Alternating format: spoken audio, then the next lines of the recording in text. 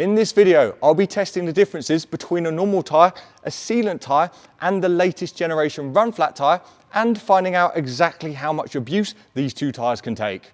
Tyres are complicated things, and run flat tyres, which need the ability to support a car deflated, are extra complicated. This, in the past, has given run flat tyres a bad reputation for reduced comfort and reduced wet grip. But I want to know how much of this is down to the tyre and how much of this is down to the run flat technology. To find out, I've needed the help of a tyre company that has the run flat tyre and normal tyre in the same compound, and luckily Hankook have come to the rescue.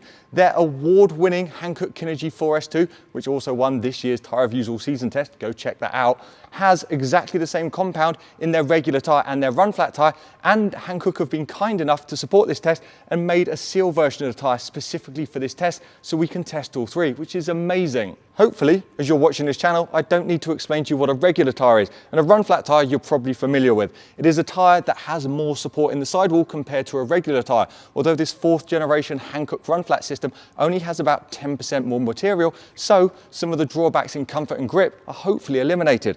A sealant tyre, they're a bit newer to the market. It's essentially exactly the same as a regular tyre, except it has a very complicated sealant material bonded to the inside, which means in a puncture event in the centre of the tread, the nail can go straight through, come straight back out, and the sealant will seal it instantly. Obviously, I had to test just how good the sealant system is, so we created this torture test with 4 long nails. Not being satisfied with just 4 punches, we ran over the bed of nails again and again and again and again, totaling 16 punches in the same part of the tread. Amazingly, the tyre lost no pressure, and the next day I even did some driving on the abused tyre without any problems. Now we know the theory of the tyres, let's go find out the data. Hankook have kindly invited me to their very impressive proving ground in Korea, where I can test the grip of the tyres and, most importantly, the comfort levels, because they have very advanced comfort tracks. Should be a really interesting test. Can this 4th generation run flat tyre really get close to a normal tyre? Let's go find out. Because I don't want to spend this entire video being mean about run flat tyres, which I'm a little bit worried I'm going to have to be, I'm going to start this video where I think the run flat has the best chance, and that is dry handling. Why do I think this? Well, I know BMW famously won't fit run flat tyres to the BMW M cars, their ultimate handling cars. And I've always wondered why. Because, in theory, a run flat tyre with its much stronger support in the sidewall will give you better steering response and better handling qualities. And I'm happy to say my theory is correct, but not quite as I expected. The run flat tyre definitely did have sharper steering. So bearing in mind this is an all-season tyre, it's not designed for out and out dry handling, but the 4S2 is very good in dry handling. It's one of the better all-season tyres, that's for sure. And the steering response on the normal tyre and the seal tyre, which was pretty much exactly the same, I couldn't tell the difference, was very good. You had quite good off steering or on centre steering reactions. So as you turned, the tyre turned very quickly, but then there was a secondary delay, which we all know about these kind of tyres.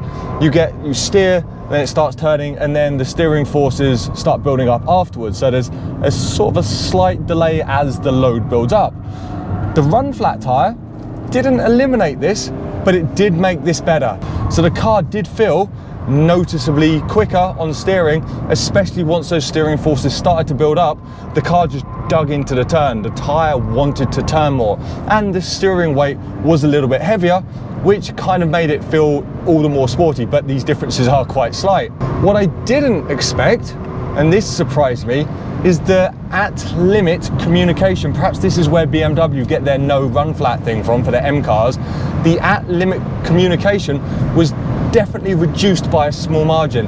That means you had less information about when the tyre was breaking into slip, whether that be understeer slip like this, or whether that be on corner exit when you're applying the throttle. I just felt myself more surprised by the fact I started pushing with understeer, and this is not the most powerful Golf in the world. So there was the drawback of the run flat. As for the ultimate grip and time, well, over a 1 minute 20 lap, they were less than half a second apart. So that's something like 0.25%, which is essentially the same. So in terms of outright grip, the Runflat technology in the sidewall, and yes, it is a little bit heavier, it doesn't give you any negative drawbacks in terms of grip, and it doesn't give you any positives either, because I guess the compound and the tyres working very well in both versions of this 4S2 in the dry. The braking, similar story.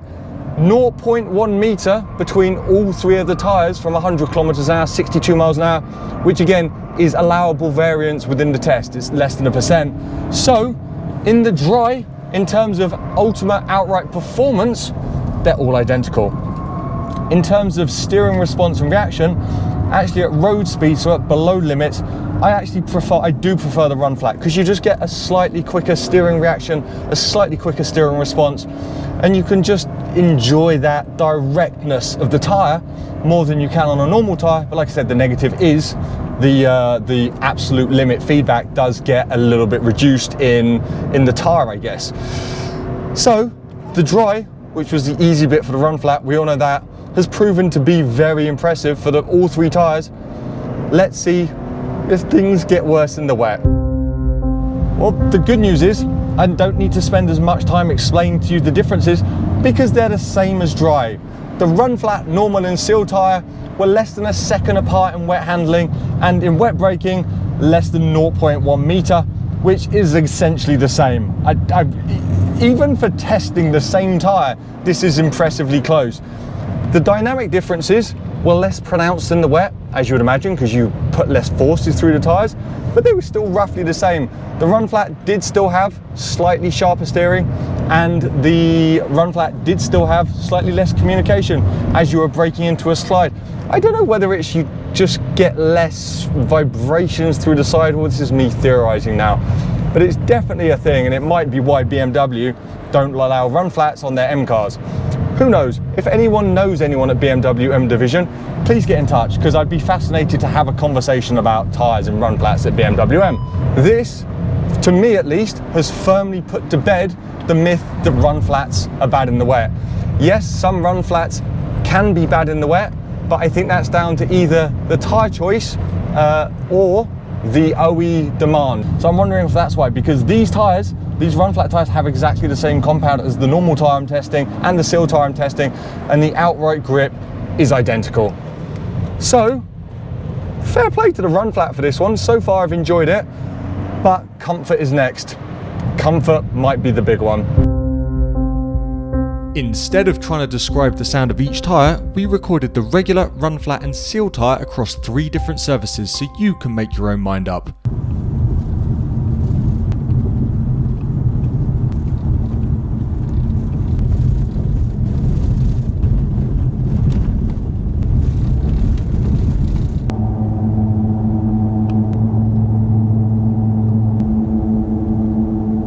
To my ears at least, there's almost nothing in it. Comfort is another thing that's very difficult to talk about on camera. However, thankfully Hankook have this amazing system of step ups and step downs and triangular shape and square shape impacts, each with a different height, so 9 to 24 millimeters or 6 to 24 millimeters on each step. And that has allowed me to judge when you could start feeling the impact and when the impact became what I'd call harsh through the cabin.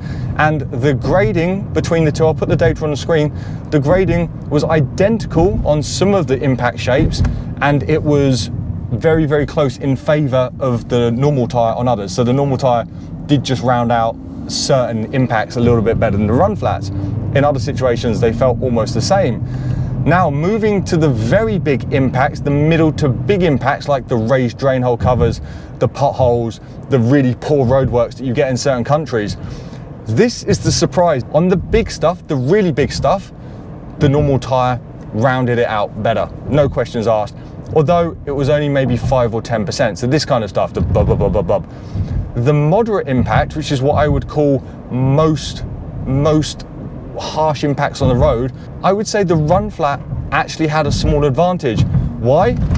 The normal tyre would have the advantage there. Why? Because while the Runflat had a higher peak impact through the cabin, the normal tyre because it wasn't quite as well supported in the sidewall and the tread, the normal tyre made the impact longer, and it really was noticeable through the rear axle of this car, especially on the very harsh surfaces where you just get a bit more shake at the rear suspension you could feel doing a bit more work, whereas on the run flat, while that peak was higher, it was shorter, so it's high, down.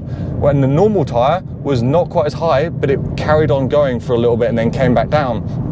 So in certain situations, the run flat tyre was more comfortable, which is crazy. The very small stuff and the very big stuff, the normal tyre does still have the advantage, but it's not as night and day as I've experienced previously in old generation run flats.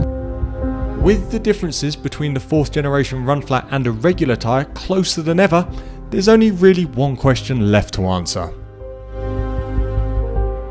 Okay, as this run flat has been so exceptional in all the tests, I'm starting to wonder whether it can actually be used as a run flat, because if they've taken all the material out of the sidewall to make it compliant, to make it drive like a normal tyre or as close as possible to a normal tyre, and it has been very impressive, can it still be a run flat? So I'm just going to test it. Hankook have very kindly allowed me to deflate a tyre. I've taken the core out so it has absolutely no air in whatsoever, and I'm just going to drive, see what my first impressions are, and then I'm going to drive for essentially 80 kilometers an hour for about an hour to see whether the tyre falls apart, whether it fails before then, and just try and use it as I would in the real world and explain what I'm experiencing. First up, the car is pulling it. I've done the right front. The car is pulling slightly to the, ever so slightly to the right,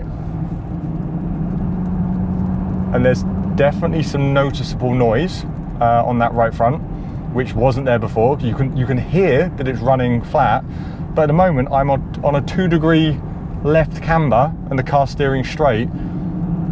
So this is why run flats have to come with TPMS sensors, because you could quite easily drive along. I'm doing 80 kilometers an hour, which is 50 miles an hour, 52 miles an hour, and apart from a little bit of extra noise, I could quite easily be convinced that this is normal. Look, absolutely, on a flat road now, that's all I need to straighten up the car. Tiny amount of movement. So I'm coming up to an area where it's a little bit wider and I can do some lane changes, so that'll be interesting. But generally, thank you V-Box. Ooh, okay, so under higher cornering load, it's a bit more obvious. So that way's fine, and that way is a lot slower to steer. You don't get as much cornering force from the deflated tyres, but I'm doing 81 kilometers an hour, which is over spec, and I'm doing lane changes, and I have full control of the car. That's incredible. You join me now at 4:30, and if I'm perfectly honest, I can't quite remember what time I started. I think it was 3:10. So I've been going about an hour, 20 minutes on a flat tyre. Most of that at 80 kilometers an hour, because I have now done nearly 90 kilometers in total on a flat tyre.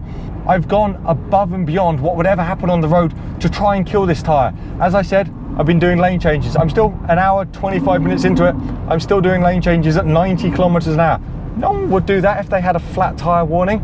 I've done an emergency stop, which isn't advised, but the car still stopped very quickly, but I think it was quite damaging to the tyre because I put 2 thick black lines where the shoulders dug into the tarmac. I'll put a photo on screen.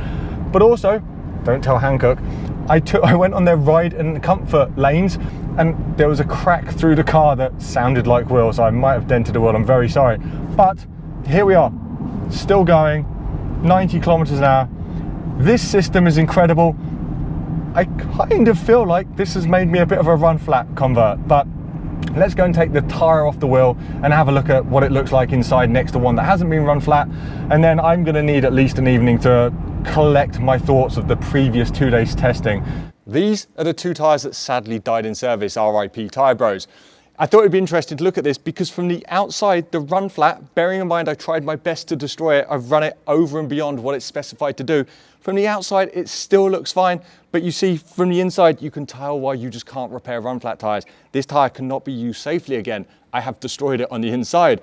This is the seal tyre. Now, it does look a little bit worse for wear, admittedly, but that's because to get the GoPro out safely, we had to cut the sidewalls out. But you can see the enter points here of the nails. We've seen them go all the way through, and from the inside, you can see absolutely nothing. The seal has taken the puncture and just sealed itself. Incredible technology, both offering above and beyond the safety of a normal tyre. Some things we haven't yet discussed about the qualities of these tyres. Aquaplaning performance, well, they're very similar, but the run flat tyre should have a slight advantage because of the stiffer construction, slightly smaller footprint. Rolling resistance to the three tyres, this is where the run flat tyre does have a small disadvantage, around 10% in most test data I've seen. Tread life, I've actually seen that they're essentially the same, but I have actually seen the run flat tyre having the tiniest advantage in one test, so you're not getting any worse tread life, but you are paying a little bit more. The run flat tyre and the seal tyre, they're usually around 15 to 20% more expensive than the regular tyre. In terms of safety, we know how they work. You've seen that the run flat tyre absolutely can run flat and the seal tyre does protect from nails. But in terms of raw ultimate safety, the run flat tyre does have the advantage. Because of the three tyres, it's the only tyre that can take issues with the sidewall. The seal tyre is only puncture proof in the tread area. Anything at the apex or the sidewall is going to cause a deflation, and the run flat tyre is the only tyre you can run on deflated. The seal tyre, if you would get a puncture there or you get a cut in the tyre where it's just too much for the sealant to work, this tyre will go down and you can't run on it like a regular tyre, whereas a run flat, it will get you safely back to where you're going. So that's the advantage of the run flat tyre. As for the disadvantages, this fourth generation run flat tyre is hugely impressive. Forget everything you know about old generation run flats. This tyre can be fitted to a normal wheel. You can fit it to your regular car. This is just a normal Golf. We're using normal VW wheels. The run flat tyre fits no problem. It is the ultimate safety, and you don't have as much issues in terms of comfort, noise, handling, wet grip. Most of those don't exist. There is still some reduction in comfort, but it's so slight now, I think a lot of people would be really happy. And if safety is important to you, this is the option. But let's not forget just how incredible this product is, the seal tyre. You can literally drive over nails. We did 8 nails and the tyre didn't lose any pressure. I don't know why this product isn't more popular on the market, because to me, I know it's a little bit more expensive, but it has no other drawbacks because it's literally a normal tyre with a seal product inside, and it can take nails and nails. One of the most common causes of deflations is a puncture, a nail through the tyre, and it brushes it off like it's nothing. So I don't know why this product isn't more popular. I think it should be in the future. I know VW especially are starting to put this as OE on some of their cars, and hopefully as things progress, the tyre companies will be putting this more in the aftermarket. But anyway, I hope you've enjoyed this test. Thank you once again to Hankook for making this tyre especially for the test, and for having confidence in their 4th generation run flat product. It's an incredible product. Their new test facility in South Korea is incredible. It's just showing all the investment Hankook are making in tyres and why they are quickly becoming one of the best manufacturers of tyres. Any questions, please do ask below. Let me know your experiences with run flat tyres and whether they're old generation or new generation products. And as always, safe motoring.